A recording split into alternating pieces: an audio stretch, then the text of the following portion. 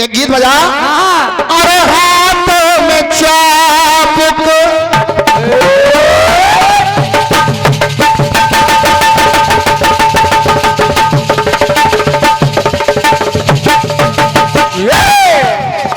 जब तक समय नहीं मिलेगा पूर्ण, कलाकार अपनी प्रस्तुति पूर्ण नहीं कर पाएगा। और चूंकि कीर्तन है और कीर्तन एक अलग विधा है, कीर्तन सात्विक आनंद है, बस इसलिए ध्यान सुनिए।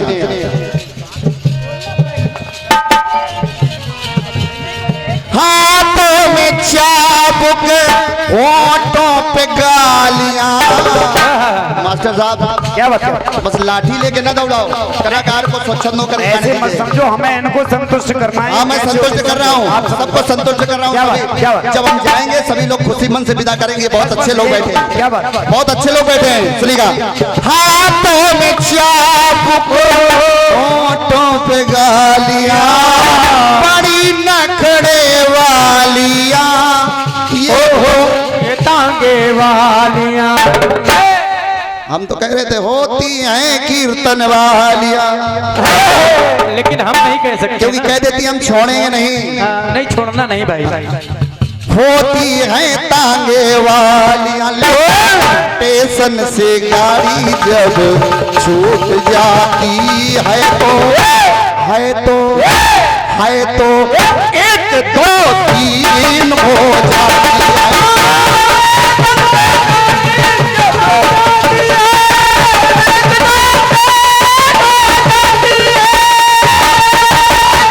और मास्टर साहब हमारे लिए नहीं, स्वर्गीय जवाहरलाल जिद्दी जिन्होंने कीर्तन की उत्पत्ति की, क्या बात है? वो भी गाया करते थे। उनसे भी लोग रुष्ट होते थे और फिर खुश हो जाते थे। वो गाया करते थे, मेरी घरवाली जब, मैं नहीं गा रहा हूँ, लेकिन स्वर्गीय जवाहरलाल जिद्दी जी गाया करते थे, मेरी घरवाली जब लूट जाती है तो पूरी गन मशीन हो जाती है। स्टेशन से गाड़ी जब छूट जाती है तो एक दो तीन हो जाती है, एक दो तीन हो जाती है।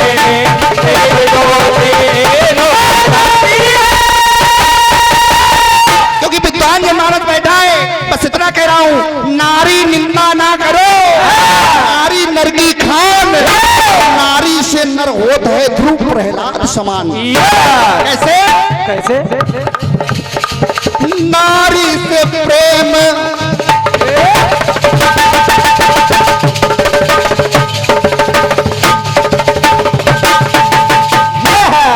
अरे क्षमा और शील की सूरत है नारियां, नारी को नर की खान कहे ये ऋषि मुनि बतलाते हैं, बतलाते हैं।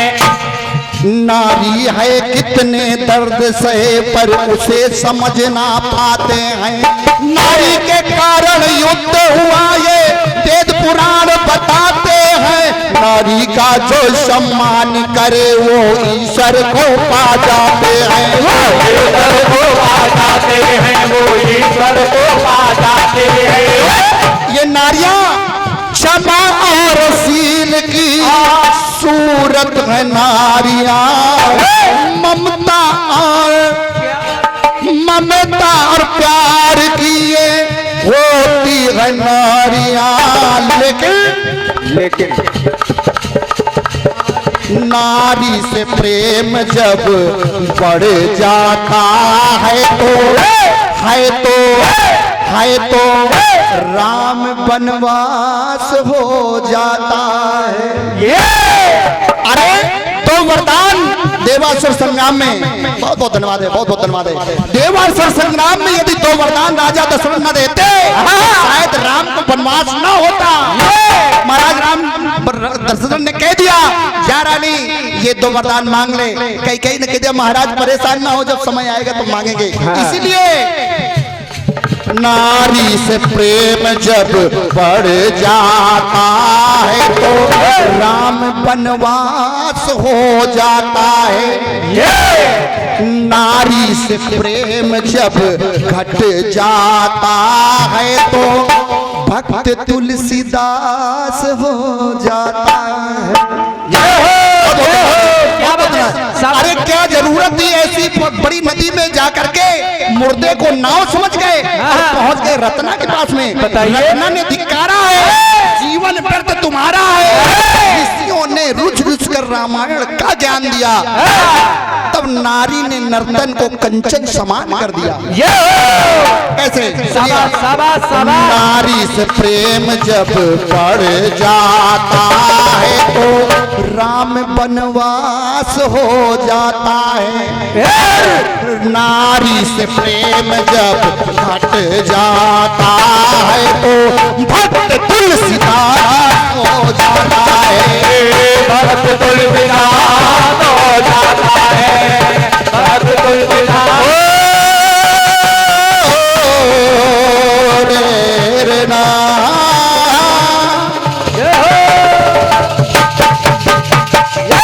प्रेम चोलिए सच्चे दरबार की, मियां बाबा की।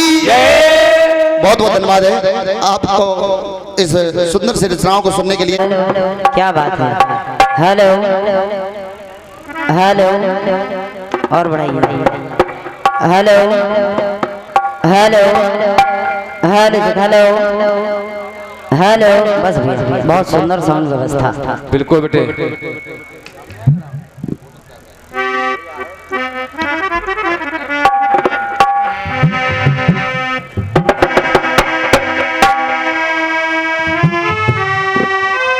सुंदर सा कार्यक्रम आप सभी लोगों ने अभी श्रवण किया है। सम्मानीय दिनेश भैया जी के द्वारा, हमारी बड़ी दीदी लिंकी दीदी जी के द्वारा, बिल्कुल, और हमारे बड़े भैया पप्पू भैया जी के द्वारा। आइएगा इसी कार्यक्रम को आगे बढ़ाते हुए बिल्कुल बेटे आपकी सेवा में फिर उपस्थित हूँ। बिल्कुल बेटे।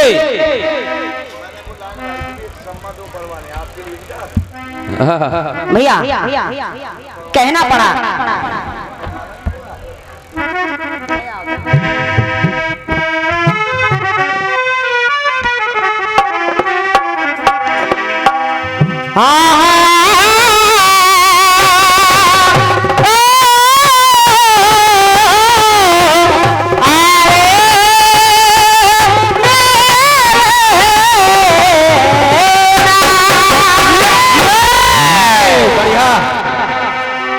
आदरणीय पप्पू भैया जी कहना पड़ा, एक शेर याद आ गया कि गमों की आंच पर आंसू बाल कर देखो। गमों की आंच पर आंसू बाल कर देखो। और बनेंगे रंग किसी पर भी डाल कर देखो। गमों की आंच पर आंसू बाल कर देखो। बनेंगे रंग किसी पर डाल कर देखो। तुम्हारे दिल की भी कसक थोड़ी सी कम होगी। तुम्हारे दिल की भी कसक थोड़ी सी कम होगी। किसी गरीब के पैर का कांटा निकाल कर देखो। जय और आइएगा, एक गीत दिया था मैंने। बिल्कुल बेटे।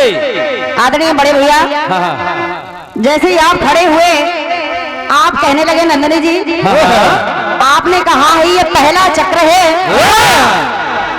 तो आपको माफ कर रही हूँ, लेकिन दूसरे चक्र से मैं आपको छोड़ूंगी नहीं। बहुत बढ़िया, बस सिर्फ इतना ही रट पाए हो। जब से सिर्फ इतना ही रट पाए हैं आप। बिल्कुल। क्या आपको छोड़ेंगे नहीं? इसका जवाब कौन देगा?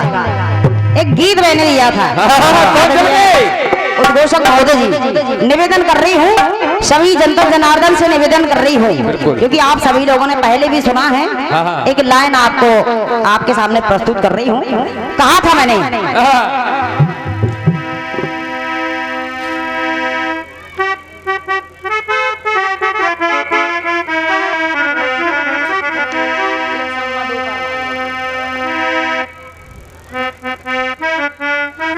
एक गीत दिया था मैंने,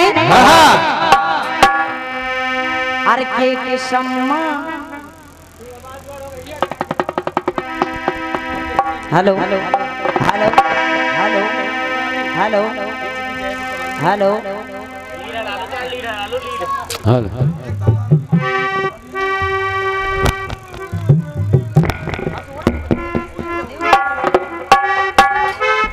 हेलो हेलो चका लो, बहुत बढ़िया भैया। कहना पड़ा, मेरा खंड गीत बोल रहा था, क्या बेटे? आदरणीय पप्पू भैया जी, अरे के सम्मा दो परवाने,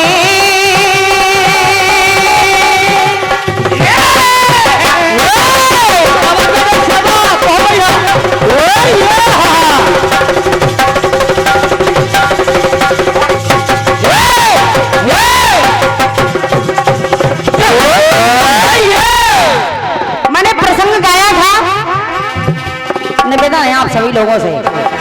प्रसंग मैंने बोला, एक नारी है, एक नारी को दो लोगों ने देखा, और वो दो लोग हैं, एक बाली और दूसरा रावण। उस नारी को जब दो लोगों ने देखा तो दोनों उस नारी पर मोहित हो जाते हैं, आकर्षित हो जाते हैं। बाली अपनी तरफ उस नारी का हाथ खींचकर कहता है मैं इसको अपनी रानी बनाऊंगा, रावण अपनी तरफ कहता है मैं इसको रानी बनाऊंगा। और जब वो अपनी अपनी तरफ दोनों लोग खींचने लगते हैं तो वो नारी बीच में फट जाती है, यानी उस नारी के दो टुकड़े हो जाते हैं। तो एक टुकड़ा मंदोदरी और दूसरा टुकड़ा तारा। ये प्रसंग था, लेकिन एक पंक्ति बोल रही हूँ, मैंने गाया क्या बेटे? एक शम्मा दो परवाने। एक बात और याद दिला दूं आदरणीय पप्पू भैया, मैंने कहा था कि मैं अपने गीत में कभी कुछ छुपाती नहीं हूँ। मेरा गीत सिर्फ एक दो एक दो एक दो, बस सिर्फ एक दो पर निर्भर है, आपको भटकने की आवश्यकता ही नहीं है। एक शम्मा दो परवाने, हसीना हसीना हसीना, एक है दो है दीवाने, तो वो और एक पे वो दो मरते हैं, और जब मरने लगे चाहने लगे तो उसकी चाहत में उसके शरीर के और एक बटा दो करते हैं, एक पे वो दो मरते हैं, एक बटा दो करते हैं, एक पे वो दो मरते हैं, एक बटा दो करते हैं। आप क्या कह रहे हैं? आपने भी मेरा ही वाला प्रसंग ले लिया। अच्छा, इतनी बड़ी मानस है, आपको कहीं कोई प्रसंग नहीं मिला? ना बेटे, मतलब जो कुछ मैंने गाया आपने वही, मतलब तेरा तुझको अर्पण क्या लागे मेरा। बिल्कुल बिल्कुल, ऐसे जवाब ही करते हो? बिल्कुल, ऐसे जवाब ही ना किया करो, और क्या बेटे ना, कुछ मेहनत कीजिएगा। और क्या, अगर मेहनत करेंगे तो बेटे बिल्कुल फल मिलेगा उसका। बिल्कुल, नहीं करेंगे तो नरेगा की जो मजदूरी है वो कमाई आएगी। आइएगा, जो भी आया है आपकी ओर से अच्छा आया है, बिल्कुल अच्छा है बेटे, प्रयास है आपकी ओर से भी। एक धुन आई है, कहना अरे के हाथों में चाबुक, होठों पे गालियां,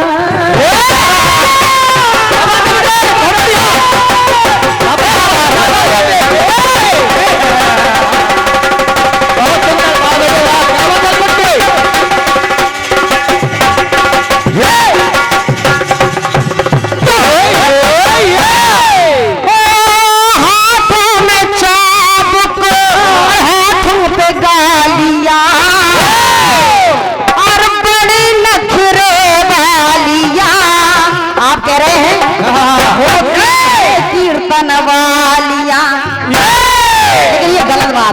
और क्या बेटे? आपका जो सेंस है, आपकी जो तार्किक क्षमता है वो बहुत लो है। बिल्कुल सब हर इंसान एक सा थोड़ी होता है, आपकी नजर गलत है। और हमें तो कोई कह ही नहीं सकता है कि हम नखरे वाले हैं, क्योंकि गाते समय हमेशा मुस्कान रहती है। हाँ बिल्कुल, नखरा तो है ही नहीं, इसलिए सुनिएगा। ओ हाथों में चाबुक, हाथों पे गालियां, ओ बड़ी नखरे वालियां, होती है टांगे वालियां। क्यों हो कोई टांगे वाली जब रूठ जाती है तो और नमकीन हो जाए। आदरणीय निवेदन कर रही हूँ सभी जनमानस से, मुझे ऐसा महसूस हो रहा है कि या तो आप मुझे झेल रहे हैं, यानी बर्दाश्त कर रहे हैं, और या हम आपको बर्दाश्त कर रहे हैं। या हम आपको बर्दाश्त कर रहे हैं। बिल्कुल बेटे बस बिल्कुल। और कुछ नहीं इसके बीच में। क्योंकि कलाकार जब तक कलाकार नहीं माना जाता तब तक उसका सहयोग समर्थन आप जैसे बड़े बुजुर्गों से ना मिले। सबकी शटर बंद हैं, दांत भी दिखाई नहीं दे रहे। क्या बात है? दिखाई दे रहे हैं लेकिन आप लोग कंजूसी कर रहे हैं। हाँ बिल्कुल, ऐसी बात नहीं है, कंजूसी मत कीजिए आप, क्योंकि जब आप लोग ही हमारा हौसला बुलंद करेंगे इसलिए हम कुछ आपके समक्ष प्रस्तुत कर पाएंगे। और निवेदन कर रही हूँ, अगर मैं हूँ या फिर कोई भी कलाकार हो गाने के लिए खड़ा हो तो उसका उत्साह प्रदान आपको जरूर करना चाहिए। आपका आशीर्वाद, आपकी तालियां ही कलाकार को टॉनिक का काम करती हैं। बिल्कुल बेटे बिल्कुल। इसलिए निवेदन कर रही हूँ, अगर किसी भी कलाकार का गायन, किसी भी कलाकार की भाषा, बोलचाल, किसी भी कलाकार का लहजा कुछ भी आपको अच्छा लगे, किसी भी कलाकार का प्रसंग कुछ भी आपको अच्छा लगे तो उसका आप तालियों के साथ उत्साह वर्धन जरूर करेंगे, ऐसी आशा रखती हूँ। सुनिएगा।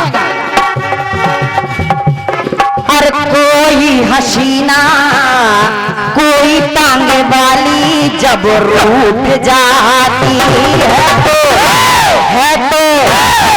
पूरी चाउमीन हो जाती है। क्या बात है, सहमई बन जाए। हाँ बिल्कुल। हाँ ये क्या? अरे स्टेशन से गाड़ी जब छूट जाती है तो तीन हो जाती है, दो तीन हो जाती है, एक दो तीन हो जाती है। बढ़िया प्रसंग आपने गाया है। नारी से प्रेम जब बढ़ जाता है तो राम वनवास हो जाता है। आदरणीय पप्पू भैया, जब मैं बहुत छोटी थी इस प्रसंग को तब से गा रही हूँ, जब मुझे गाने का कुछ पता नहीं था। बिल्कुल बेटे। इस प्रसंग को, इस गीत को बहुत गाया है मैंने। लेकिन आइएगा, ये जवाबी मंडल है और ये 21 पद मुद्राएं आदरणीय भैया के कर कमरों से भेंट है, हृदय से नमन कर रही हूँ। सुनिएगा। नारी से प्रेम जब बढ़ जाता है तो राम वनवास हो जाता है, और नारी से प्रेम जब घट जाता है तो भक्त तुलसीदास हो जाता है। बहुत बढ़िया पंक्ति आप लाए हैं, लेकिन उम्मीद करती हूँ अगर ऐसा ही प्रसंग आप सभी लोगों के समक्ष आ जाए तो आप सभी लोगों का आशीर्वाद चाहूंगा। बिल्कुल बेटे। तुलसीदास बन जाओ सब और का दे हो। क्योंकि आदरणीय पप्पू भैया, कहीं पर भटकने की जरूरत नहीं है मुझे। बेटे ना, जवाब बिल्कुल आपकी लाइन से छूटा हुआ निकलेगा। बिल्कुल बेटे बिल्कुल। सुनिएगा, क्योंकि जवाब वहीं पर छिपा है। सकल सृष्टि का मान है नारियां,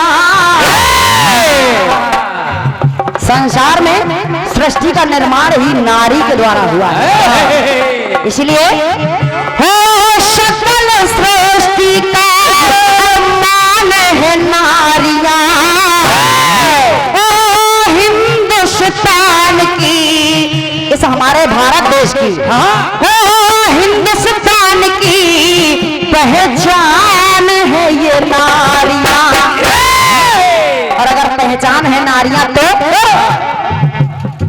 हो नारी महिमा जब जान जाते हैं तो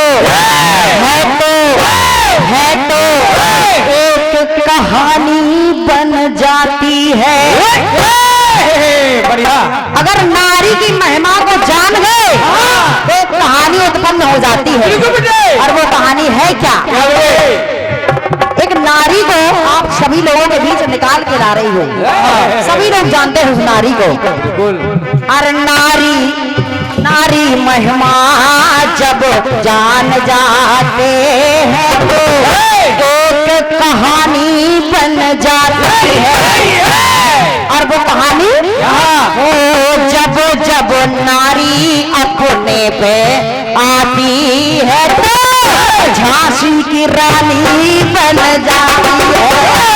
झांसी की रानी बन जाती है, झांसी की रानी बन जाती है, झांसी की रानी बन जाती है। फिर आपने कहा है, आइएगा एक लाइन मैं अपनी तरफ से दे रही हूँ। हो नारियों से संबंध, और ये हमारी माता जी के कर कमलों से 11 पद मुद्राएं भेंट हैं, हृदय से नमन वंदन है और आशीर्वाद की आकांक्षी हूँ। सुनिएगा, इस लाइन को मैं अपनी तरफ से दे रही हूँ। हो नारियों से संबंध जब खास होता है तो आदरणीय दोषम जी आप कह रहे हैं कि तुलसीदास बन जाता है, तुलसीदास बन जाते हैं, लेकिन मैं क्या कहना चाहती हूँ, हो नारियों से संबंध जब खास होता है तो भक्त कालिदास बन जाता है। बहुत बहुत धन्यवाद है आप सभी के आशीर्वाद और तालियों के लिए। और नारियों से संबंध जब खास होता है तो भक्त कालिदास बन जाता है। भक्त कालिदास बन जाता है, भक्त कालिदास बन